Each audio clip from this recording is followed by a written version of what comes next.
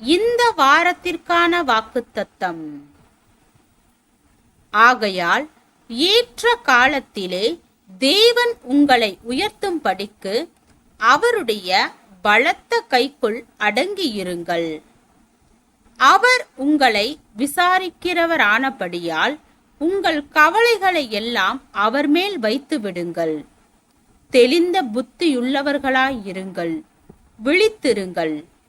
ஏனெனில் உங்கள் எதிராளியாகிய பிசாசானவன் கர்ஜிக்கிற சிங்கம் போல் எவனை விழுங்கலாமோ என்று வகை தேடி சுற்றித் திரிகிறான்.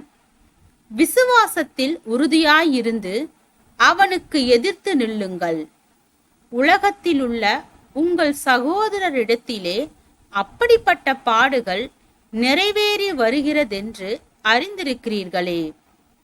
கிறிஸ்து இயேசுவுக்குள் நம்மை தமது நித்திய மகிமைக்கு அழைத்தவராயிருக்கிற சகல கிருபையும் பொருந்திய தேவன் தாமே கொஞ்ச காலம் பாடனுபவிக்கிற உங்களை சீர்படுத்தி, ஸ்திரப்படுத்தி, பலப்படுத்தி நிலை நிறுத்துவாராக.